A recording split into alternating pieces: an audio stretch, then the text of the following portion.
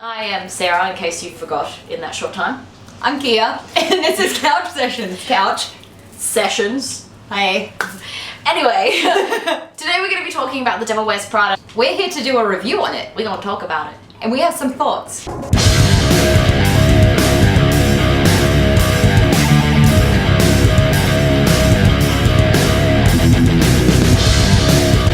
Welcome to the first ever Couch Sessions. How exciting. I'm Keah, I'm Sarah. and today we're reviewing something. We're going to start talking about the Devil Wears Prada. Now, for those who don't actually know, the Devil Wears Prada has released a new song called Lines in Your Hand. Now, if I'm being honest, it takes a couple to get into it.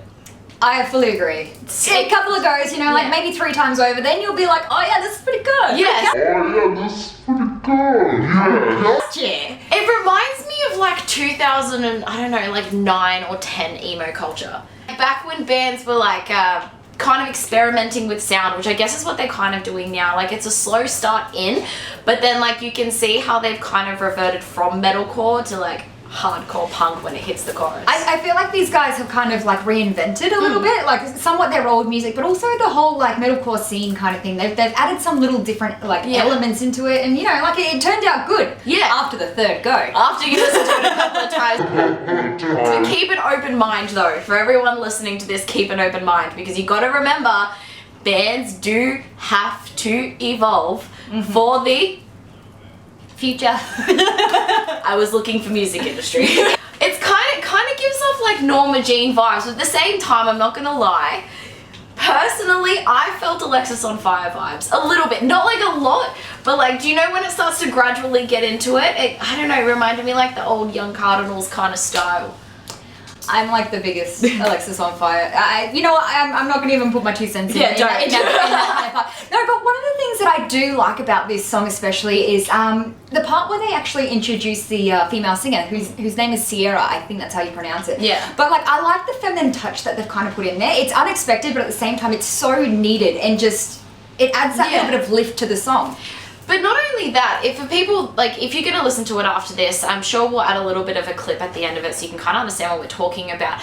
The lyrics itself, once you go further into song, you realize how like poetic they are. Like I feel like Shakespeare whenever I'm listening to it. I'm like, I've got my little skull there and I'm like, keep it going. To be or not to be, that is the question. It's going to be rethinking life. Another thing that I found is like the actual lyrics to the chorus. I'm a really chorus like driven person. Chorusy kind of gal. I'm a chorusy kind of gal. No, but I found that they're actually stuck in my head. Like you'll be doing something, you'll be like, let me say that.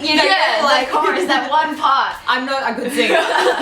Really, I was hoping for an encore at this point. No, not going to receive. All right. Now, the new song comes off their album, The Act, which I think is being released on October 11th, and they've also changed record labels as well. So I don't know if that has anything to do with them wanting to change up their sound. But see, the only thing is, and the reason why we said keep an open mind at the start is because they've come out and said that this isn't actually a basis for the album. So we don't even know what to expect for any other singles. Now, apparently with this album as well, they haven't followed quite the storyline plot. Yeah. Like it's not like reading a book in the terms of music or lyrics, but you will find like little snippets in other songs, if that makes sense. Yeah, they kind of like correlate or like make sense to each other, but it's not like, it's not like reading a book. It's not like Shakespeare.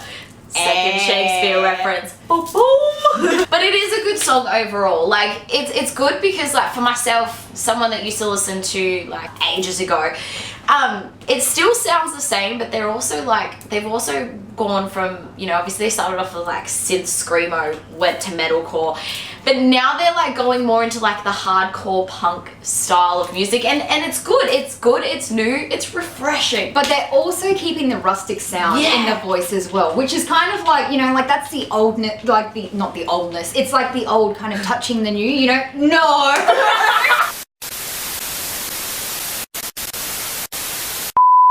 Listen, okay, I didn't mean that. It's like the old vibes are jumping into the new kind of like genre that they're putting. People are judging you so hard right now, and one of them is me. It's kind of like the old feels coming, like into the new kind of 100%. Genre or whatever they're trying to create. Like as we said, they're trying to mix it up a little bit, and you can definitely feel that what they're trying to do. But the thing is, you have to keep an open mind without the whole album, because it is just forever changing and everything. It's great. Yeah, well, exactly. Well, if you like compare them to say, because they've been a band since like 2005. Yeah. So they're coming to a point now in their musical careers where it's either make it or break it. Yeah. Like you either choose to change up your sound to like follow the music industry, or you keep reprising the same thing like Amity Affliction did when they had like Chasing Ghosts and everything after that. I mean, I'm a massive Amity Affliction fan. If you ever see this, I love you.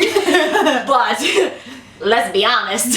No, but it'll be good to see what the rest of the album follows through. I'm expecting like them to go a bit more of the poppy side like everyone's kind of doing, and I wouldn't be surprised if they do. But I did notice when we were listening to the song when it first came out, they've got a lot of spoken word. So like it's a mixture of like unclean vocals and spoken word mixed in from like the verses, and then when you get into the chorus it's like a mixture of like the unclean vocals and the clean vocals and make like this rustic kind of sound, and it just suits so well. So don't be fooled, definitely go and check it out. Give it a couple goes. I will say that, like, I admit it took me 3 goes to actually get into this song, but again guys, just give it a chance and maybe you'll like it, because like by the end of it I like it. And even if you don't, support them anyway. You know, they're trying new things, and it isn't the first time a band like the Devil Wears Prada has tried new things. I mean, look at their 2 previous albums.